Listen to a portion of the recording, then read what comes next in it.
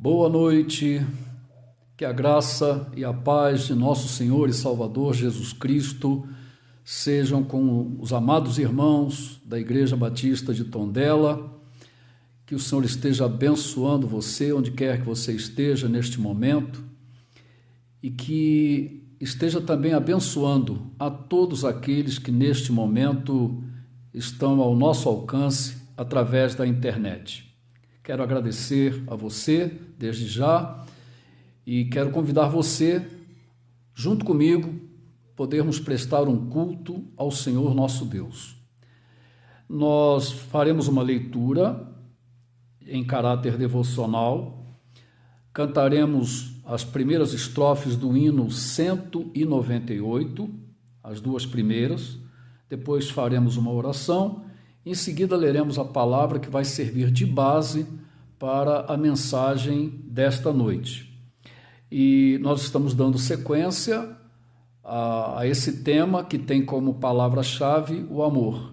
Então, para quem nos acompanha, nas quartas-feiras, nós já falamos sobre o amor que salva, o amor que protege, o amor que transforma, o amor que dá vida, e hoje falaremos sobre o amor que perdoa. Então, nós estaremos tratando deste tema hoje. E para esse momento devocional, de início do nosso culto, nós queremos ler um salmo que tem muito a ver com a questão do perdão. É um salmo de Davi, e nesse salmo Davi expressa a sua alegria por ter recebido o perdão do Senhor diante dos graves pecados que ele havia cometido. Mas Davi se arrepende dos seus pecados, e neste salmo, o Salmo 32, nós temos então o que poderíamos entender como uma confissão, ou melhor ainda, como a expressão da sua alegria em receber o perdão para os seus pecados. Nós não leremos todo, lerei apenas até o verso 5. E a palavra do Senhor diz assim: bem-aventurado. Bem-aventurado é feliz, tá? Então, bem-aventurado significa feliz. Bem-aventurado aquele cuja iniquidade é perdoada, cujo pecado é coberto. Bem-aventurado o homem a quem o Senhor não atribui iniquidade e em cujo espírito não há dolo.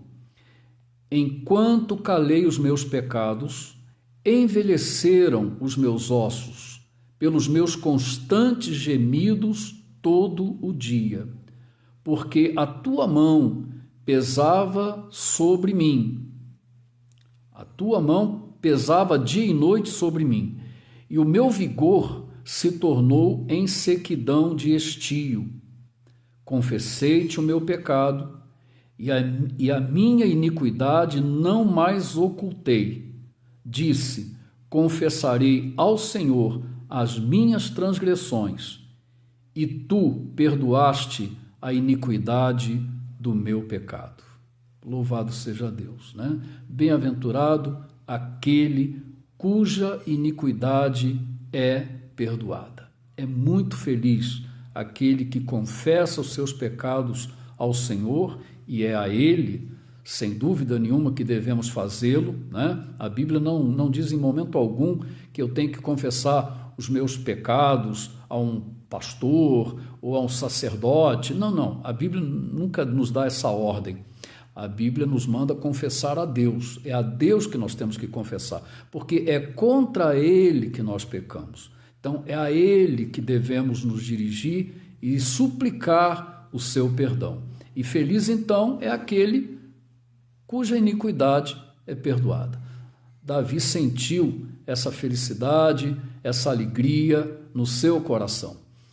Então, nós vamos falar com Deus agora e depois, então, sim, cantaremos as duas primeiras estrofes desse hino 198 do cantor cristão, o Inário dos Batistas. Vamos falar com Deus. Querido Deus, nosso Pai bendito, Antes de tudo, queremos louvar o Teu nome, te engrandecer, te exaltar, porque Tu és o Deus verdadeiro, Senhor dos céus e da terra, e só Tu mereces a nossa adoração, o nosso culto, o nosso louvor. Portanto, queremos nesta hora expressar também a nossa gratidão por tudo que Tu és e por tudo que tens feito em nossa vida. Obrigado pelo dia concedido até aqui. Obrigado pelo pão que não nos faltou, obrigado pela saúde, pela disposição, obrigado por todas as Tuas incontáveis bênçãos, Senhor, sobre a nossa vida. Eu quero te rogar também a Tua bênção sobre o Teu povo, a Tua igreja na cidade de Tondela, abençoa cada irmão, vai ao encontro de cada um neste momento, Senhor, atende às necessidades de cada um conforme a Tua soberana vontade. Quero também te pedir a Tua bênção para aquele que neste momento está nos ouvindo. Ó Deus, abençoa cada um, guarda de todo mal, abençoa suas famílias, ó Pai. E agora te pedimos, ó Deus, a Tua bênção para este momento de culto que estamos te oferecendo, Senhor, pela leitura da Tua palavra que acabamos de fazer, pela mensagem que ainda será proferida, para que ela possa alcançar corações realmente sedentos da Tua palavra. Senhor, nos abençoa, nos usa como instrumentos nas Tuas mãos, ó Pai, que Teu Espírito Santo fale em nós e através de nós a cada coração. Muito obrigado, Pai, muito obrigado pelo perdão que o Senhor tem concedido a cada um de nós, a cada um daqueles que têm reconhecido os seus pecados e os têm confessado ao Senhor. Obrigado, Pai, porque realmente sentimos alegria, sentimos paz, quando recebemos o Teu perdão por meio do Teu Filho, o Senhor e Salvador Jesus Cristo, em nome de quem oramos e agradecemos todas as coisas. Amém e amém. Nós vamos então louvar ao Senhor, cantando as duas primeiras estrofes do hino 198, que tem como título Aleluia. A palavra Aleluia é uma palavra hebraica, que significa louvai a Yahvé, de forma abreviada, louvai a Já, ou a Yah. Então, esse é o sentido da palavra Aleluia, que é transliterado praticamente para todos os idiomas, onde a Bíblia é traduzida, essa palavra não é traduzida, é transliterada. E o título deste hino, então, é Aleluia, o hino 198. Então, se você tem um cantor aí, você pode nos acompanhar, onde você está, Diz assim, não reparem a voz do cantor, A mensagem do Senhor, aleluia, é cheia de perdão e amor. Cristo salva o pecador, aleluia, salva até por meio de um olhar. Olhai, pois e vivei, confiai só em Jesus. Ele salva o pecador, aleluia, salva até por meio de um olhar.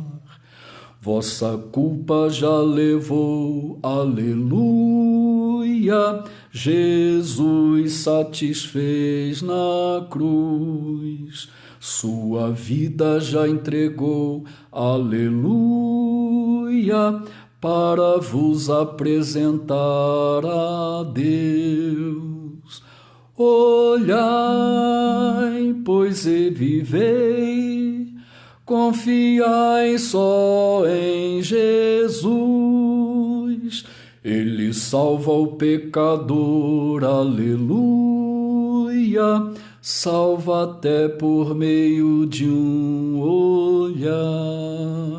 Aleluia, louvado seja Deus, Louvado seja o nome do Senhor. Ele é um Deus de amor, de perdão, e Ele salva por meio do seu olhar compassivo, do seu olhar misericordioso. E todo o seu amor se revela ali no Calvário, onde Cristo pagou pelos nossos pecados. E por essa razão, e só por essa razão, é que Deus então pode nos perdoar os pecados sem entrar em contradição consigo mesmo, não é? Porque a nossa culpa foi paga, e paga pelo seu próprio Filho, o Senhor Jesus Cristo. Nós gostaríamos então de ler agora sim a passagem bíblica que servirá para refletirmos sobre o tema o amor que perdoa. E isso de uma maneira prática, né? De um encontro que Jesus teve com uma situação que foi colocada diante dele. Nós vamos fazer a leitura no Evangelho de João, no capítulo de número 8, a partir do verso 1. Esse capítulo, a partir do verso 1, trata da questão da mulher adúltera que foi apresentada a Jesus pelas autoridades religiosas. Ela tinha sido apanhada em flagrante de adultério e agora as autoridades religiosas queriam de Jesus uma posição quanto à questão da sua condenação. Então vamos fazer a leitura e diz assim a palavra do Senhor. Jesus, entretanto, foi para o Monte das Oliveiras. De madrugada, voltou novamente para o templo e todo o povo ia ter com ele. E, assentado, os ensinava. Os escribas e fariseus trouxeram à sua presença uma mulher surpreendida em adultério, e fazendo-a ficar de pé no meio de todos, disseram a Jesus: Mestre, esta mulher foi apanhada em flagrante adultério. E na lei nos mandou Moisés que tais mulheres sejam apedrejadas. Tu, pois, que dizes? Isto diziam eles, tentando-o, para terem de que o acusar. Mas Jesus, inclinando-se, escrevia na terra com o dedo. Como insistissem na pergunta, Jesus se levantou e lhes disse: Aquele que dentre vós estiver sem pecado, seja o primeiro que lhe atire a pedra. E, tornando a inclinar-se, continuou a escrever no chão. Mas, ouvindo eles esta resposta, e acusados pela própria consciência, foram se retirando um por um, a começar pelos mais velhos até aos últimos, ficando só Jesus e a mulher no meio, onde estavam. Erguendo-se Jesus, e não vendo a ninguém mais além da mulher, perguntou-lhe: Mulher, onde estão aqueles teus acusadores? Ninguém te condenou? E respondeu ela: Ninguém, Senhor. Então lhe disse Jesus: Nem eu tampouco te condeno. Vai e não peques mais. Amém? Que Deus abençoe a sua palavra. Meus queridos, o texto que nós acabamos de ler descreve, então, a cena em que uma mulher foi levada à presença do Senhor por religiosos daquela época, escribas e fariseus, acusando-a, como vimos, de flagrante de adultério. Eles então citam a lei de Moisés e agora exigem o veredicto de Jesus. Os escribas, aqui mencionados, eram, na verdade, os mestres da lei, eram técnicos da lei, seriam mais ou menos o que corresponde hoje a um advogado. E os fariseus, por sua vez, representavam a seita mais severa, mais legalista do judaísmo nos dias de Jesus. Podemos destacar aqui dois propósitos naquela atitude daqueles homens levando aquela mulher à presença de Jesus. Em primeiro lugar, e com certeza seria esse o maior propósito, é tentarem pegar Jesus em alguma contradição. E não seria a primeira vez que tentariam isso. As autoridades religiosas da época estavam profundamente incomodadas com a pessoa de Jesus, com seus ensinos e muito especialmente pelas suas denúncias, contra eles. Jesus denunciava em alto e bom som toda a ostentação e a hipocrisia religiosa deles. Portanto, era um bom momento para colocar Jesus em uma verdadeira armadilha. Qualquer que fosse a sua resposta, pensaram eles, o deixaria em uma situação comprometedora diante do povo e também das autoridades. Em segundo lugar, penso eu, eles aproveitariam também para ostentarem, uma imagem de bonzinhos, de santos, de zelosos da lei diante do povo, Aqueles religiosos adoravam aparecer. E Jesus até muitas vezes denunciou isso, que eles ficavam em praças públicas, fazendo longas orações, para aparecerem mesmo, Aquilo era um verdadeiro teatro. E outra coisa triste também, a gente vê que muita gente, e eles parecem que eram um exemplo disso, adoram crescer na desgraça dos outros, Há pessoas que precisam que o outro caia para que ele possa sobressair. Então, era mais ou menos isso também que acontecia com esses religiosos da época do Senhor Jesus Cristo, Estavam aparecendo na desgraça daquela mulher que fora apanhada em flagrante de adultério. Então, a intenção dos escribas e fariseus era a seguinte: se Jesus condenasse aquela mulher em conformidade com o que a lei de Moisés estabelecia, ela seria morta por apedrejamento e, com certeza, Jesus seria acusado como alguém contraditório e sem misericórdia. E logo ele, que falava tanto de amor, de compaixão e de perdão. Então, vejam, se Jesus... o que a lei diz? É que ela seja apedrejada? Então apedreja essa mulher, ela foi apanhada em flagrante de adultério, tem testemunhas? Então apedreja. Jesus poderia ter dito isso, Mas se ele dissesse isso, opa! Cadê a misericórdia desse homem? Ele fala tanto de amor, fala tanto de perdão. Essa seria uma vertente. Por outro lado, se Jesus optasse pela absolvição daquela mulher, não tenha dúvida, ele seria fatalmente acusado de libertino. Em outras palavras, ele estava compactuando com pecados condenáveis pela lei. E, de fato, a lei de Moisés era muito dura com o pecado de adultério. Se ele a absolvesse, isso certamente o colocaria em descrédito moral diante do povo e também diante das autoridades religiosas. O verso 6 é realmente esclarecedor quanto à intenção dos escribas e fariseus. Você pode conferir, Diz assim: isto diziam eles tentando para terem de que o acusar. Era uma pegadinha, como a gente chama, Estavam tentando ali fazer uma pegadinha. E não foi a primeira nem a última vez, Por várias vezes as autoridades tentavam buscar em Jesus algum tipo de contradição para terem de que o acusar. Mas aí a gente vai agora observar o comportamento de Jesus. É muito interessante, e até curioso, a curiosa maneira como Jesus se comporta diante daquela situação.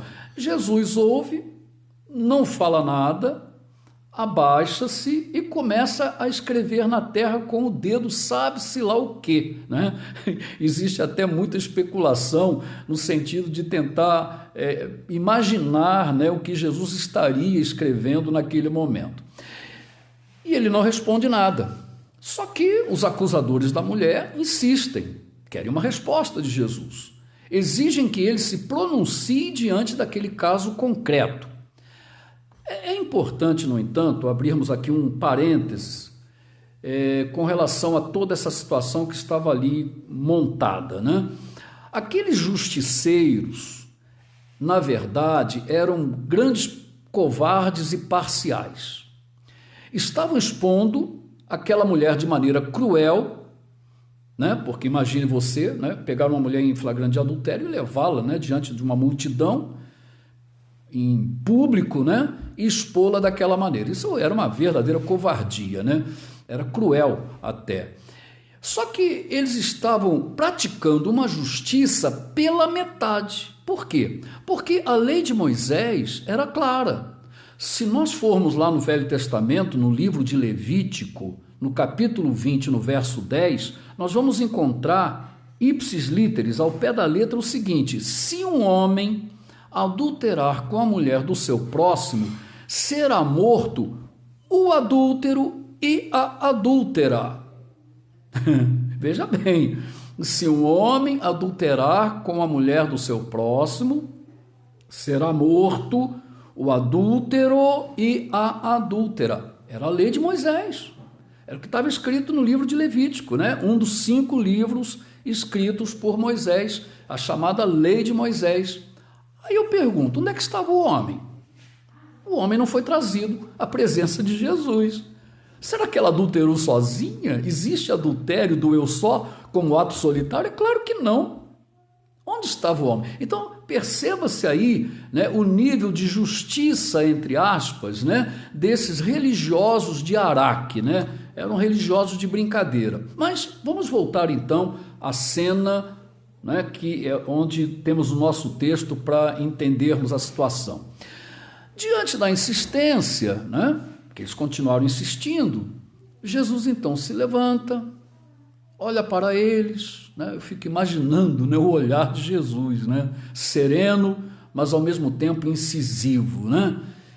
E então Jesus diz para eles: aquele que dentre vós está sem pecado, seja o primeiro que atire pedra contra ela. É o que está lá no verso 7. Meus irmãos e amigos, a verdade é que essas palavras de Jesus caíram como uma bomba sobre aqueles homens enfeitados de religiosos, né? Enfeitados de religiosos. Foi a água fria em cima da fervura, podemos assim dizer, né? Quem eram eles para se colocarem na posição de juízes daquela mulher? O verso 9 nos informa, né, que ouvindo eles essa resposta e acusados pela própria consciência, eita, esse tribunalzinho da consciência é tremendo, né? Acusados pela própria consciência, foram se retirando um por um, a começar pelos mais velhos até os últimos, ficando só Jesus e a mulher no meio onde estava. Que coisa, hein? Eu fico, queridos, diante dessa situação, imaginando agora a expectativa da mulher, né? Os seus acusadores foram embora e só ficou Jesus. E as palavras de Jesus tinham sido claras: quem não tiver pecado, né, seja o primeiro a tirar a pedra. Seja o primeiro. E agora? O que Jesus faria com ela? A bem da verdade, nós temos aqui que admitir que Jesus era o único que poderia lhe atirar pedra. Afinal, ele era imaculado, ele era sem pecado, ele era o Deus feito homem, o Verbo encarnado, Deus entre os homens. Jesus não tinha pecado. Então, se ele não tinha pecado, fica subentendido o quê? Que ele era o único que efetivamente tinha o direito de atirar pedra naquela mulher. Mas, meu querido irmão, meu amigo, o Senhor Jesus não veio como juiz. Ele veio como Salvador, como Redentor. Ele veio buscar e salvar o que se havia perdido. A grande tarefa, a grande missão do Senhor Jesus era, naquele momento, e continua sendo hoje, a de reconstruir vidas, de dar uma nova oportunidade, um novo começo. Não importa o que eu e você tenhamos feito, Ele quer virar a página da nossa vida e escrever uma nova história. Ele quer estabelecer na sua vida e na minha vida um antes e um depois. E isso só é possível quando temos um encontro verdadeiro com Cristo Jesus e recebemos o seu perdão e a sua graça salvadora. O único que tinha direito de condenar aquela mulher, na verdade, a absolve. Nem eu tampouco te condeno.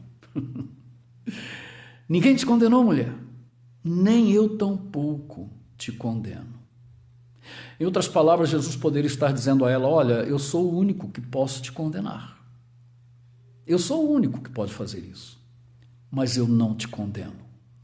Queridos, só podemos entender essa atitude de Jesus como expressão de um grande amor.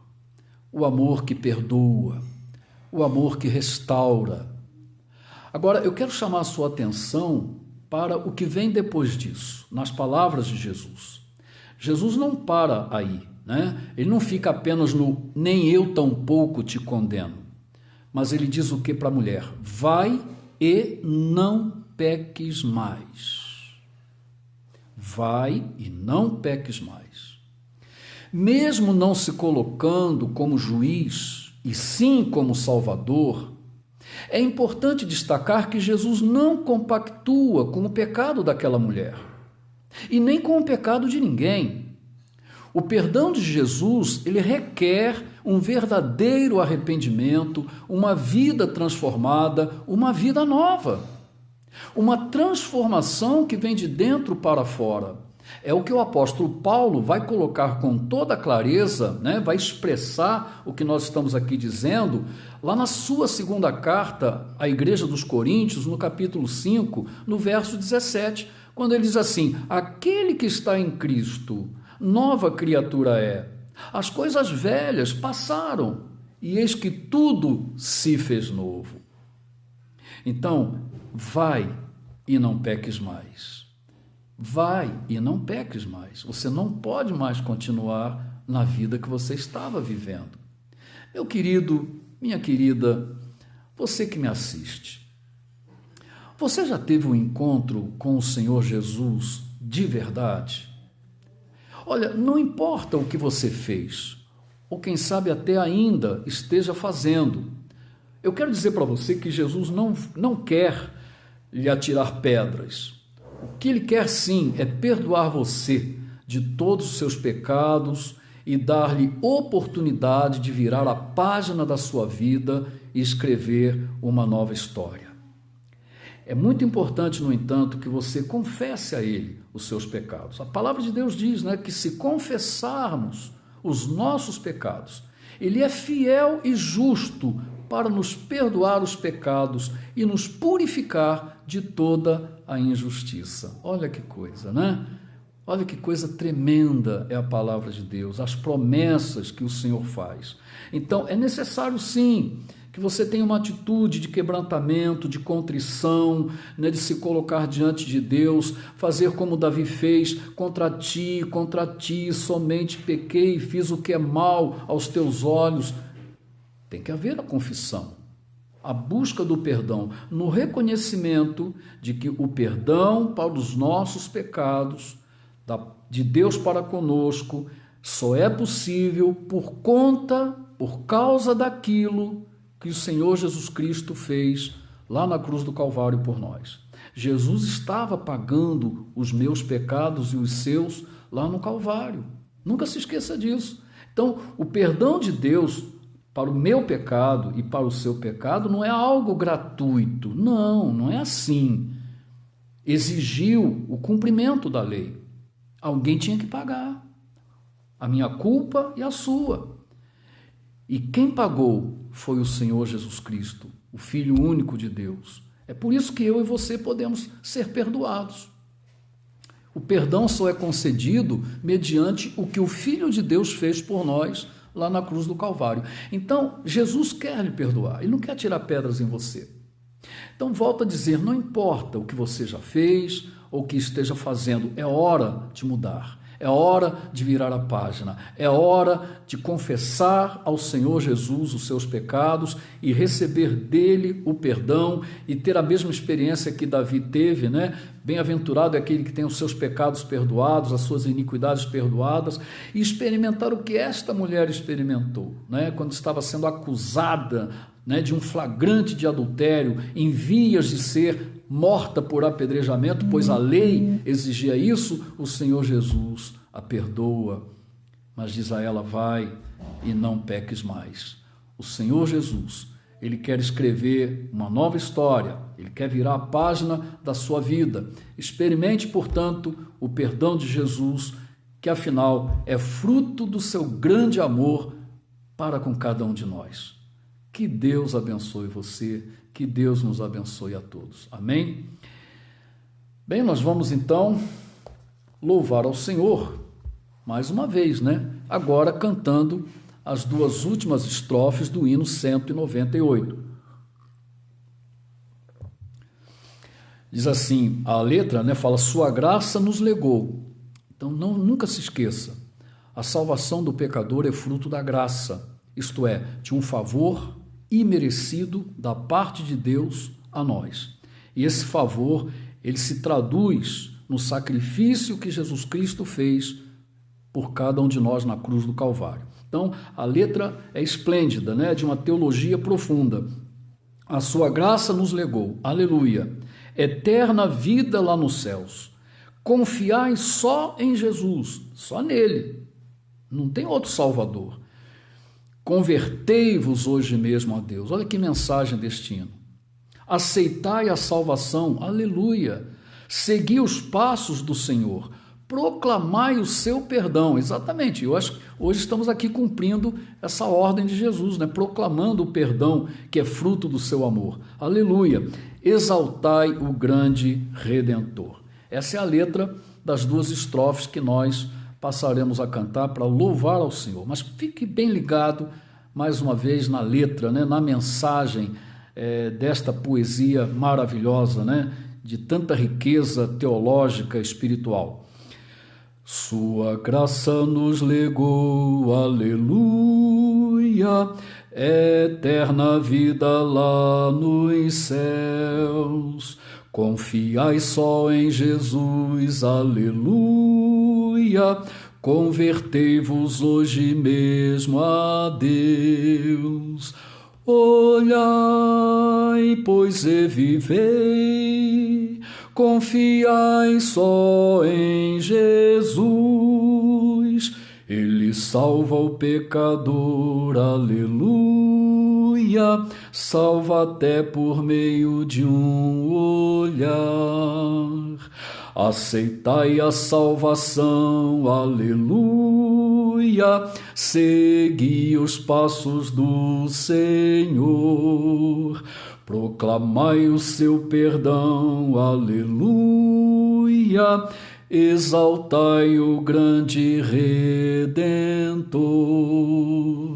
Olhai, pois, e vivei, confiai só em Jesus, ele salva o pecador, aleluia, salva até por meio de um olhar. Aleluia, amém. Que coisa tremenda, né? Irmãos, muitas vezes já repeti isso pregando na igreja, que nós somos a comunidade, a igreja de Jesus Cristo, né? Nós somos a comunidade dos perdoados. Nenhum crente pode ter deixado de ter essa experiência. Ele só é crente porque um dia ele foi perdoado dos seus pecados. E para isso ele antes teve que reconhecer que ele era um pecador. O crente não é aquele que se acha o melhor dos homens. Não, muito pelo contrário. Né? Eu fico pensando em Paulo, apóstolo, né? Miserável homem que eu sou. Ele dizia isso acerca dele mesmo, quando ele se via em contradição. O mal que eu não quero fazer, acabo fazendo. O bem que eu quero, nem sempre faço. Miserável homem que eu sou o principal dos pecadores. São palavras de Paulo. Se Paulo dizia isso, e eu, e você.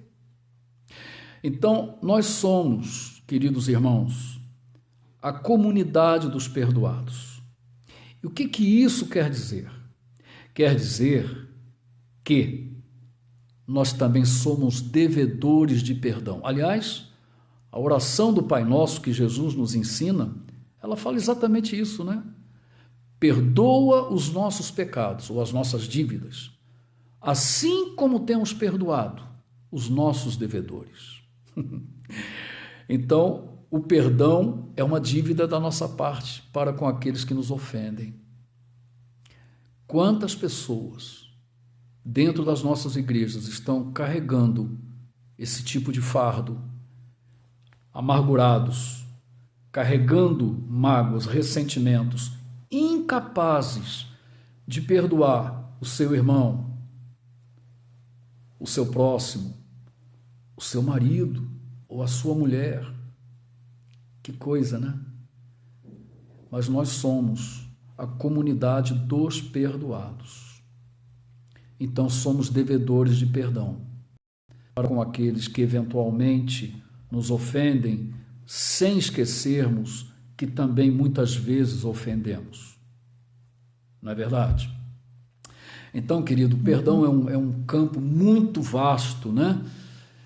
Muito vasto. E o maravilhoso, o mais extraordinário de tudo isso é saber que Deus, o Todo-Poderoso, o Deus Santo, Santo, Santo, foi capaz de nos perdoar da nossa iniquidade, dos nossos pecados. Foi capaz de perdoar Davi diante do que ele fez, foi capaz de perdoar esta mulher que foi apanhada em flagrante de adultério. E há tantos outros pecadores, não importa o pecado que tenham cometido. Não há pecadão e nem pecadinho diante de Deus. A Bíblia diz que todos pecaram e não está dizendo que tipo de pecado foi. Não é? Então não há pecadinho nem pecadão. Os mandamentos da lei de Deus são 10. Escolha qualquer um deles. Se você quebrar um deles, você já é o culpado de todos. Então você precisa do perdão. Eu preciso de perdão. Todo dia precisamos do perdão. Então que Deus abençoe você. Tá? Vamos orar ao Senhor. E antes da oração, só quero lembrar você, mais uma vez, que no próximo domingo, se Deus permitir, nós estaremos de volta, sendo que no horário das 11 da manhã aqui em Portugal, onde estamos, e às 8 da manhã aí no Brasil, para você que nos acompanha do Brasil. Né? Graças a Deus temos tido muitas pessoas que nos acompanham de lá do Brasil e eu fico muito feliz e volto a pedir, né? É um pedido que me parece assim, muito plausível, é que você compartilhe, né? Se essas mensagens, repito, têm sido edificantes para você, se você entende a importância delas como mensagens evangelizadoras, então, meu querido irmão, não deixe de compartilhar, não deixe de compartilhar, tá bom? É muito importante, quanto mais você compartilha, outras pessoas vão compartilhar também, então isso vai ter um alcance inimaginável, mas isso depende de você. Então, você ouviu, gostou?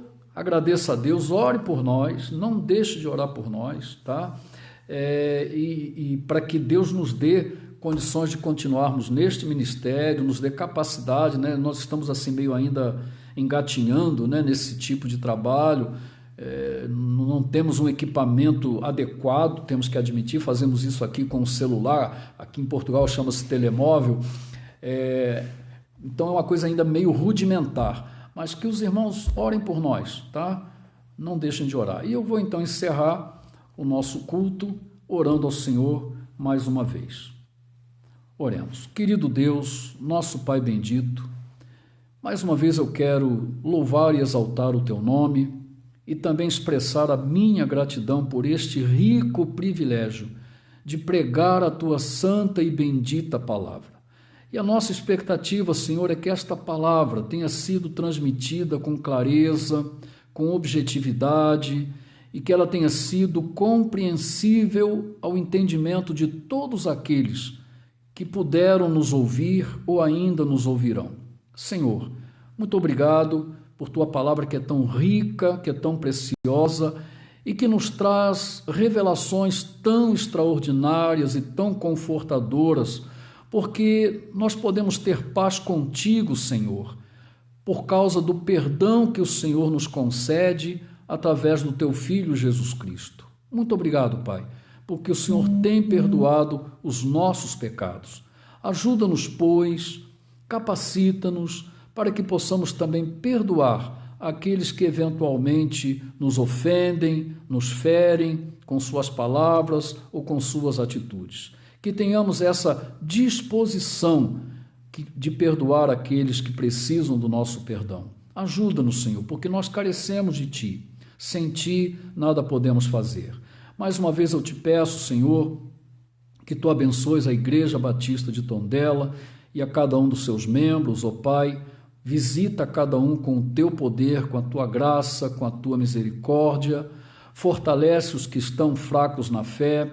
Ó Deus, visita aquele que porventura esteja com algum tipo de carência, com alguma enfermidade, aqueles mais idosos com as suas limitações, ó Deus, que o Senhor esteja compensando a cada um. Visita também a todos aqueles que estão a nos ouvir neste momento, Senhor, abençoa e guarda de todo mal. Quero também neste momento, Senhor, interceder em favor do meu amigo, irmão e colega de ministério, pastor Elison Amaral Leite, ó Deus, que está à frente da Igreja Batista Central de Cosmos e também da Primeira Igreja Batista de Santa Cruz, que neste momento, ó Pai, se encontra internado em consequência da Covid, Senhor. Ó Deus, tem misericórdia do teu servo, abençoa, ó Pai, ó Deus, cura essa contaminação, restaura a saúde do teu filho para a glória do teu nome. E junto com ele, Senhor, visita todos aqueles que estão na mesma situação, seja nos hospitais, sejam em casa, Senhor, que o Senhor abençoe, que o Senhor cure a cada um, ó Pai, conforme a tua graça, conforme a tua soberana vontade. Continua conosco, nos dá uma noite de paz, nos dá um sono reparador, cuida de nós, Senhor. Obrigado porque Tu tens suprido todas as nossas necessidades. Nós Te louvamos e Te agradecemos por todas as coisas, pedindo-Te o perdão para os nossos pecados, pois nós o fazemos no precioso nome do Senhor e Salvador Jesus Cristo. Amém e amém. Meu querido irmão, muito obrigado por sua atenção. Que o Senhor nosso Deus abençoe você, a sua vida, a sua família, o seu trabalho, que Ele esteja cuidando de você, lhe protegendo, lhe guardando de todo o mal. Um forte abraço, uma ótima noite, fique na paz e não deixe de orar por nós. Deus o abençoe.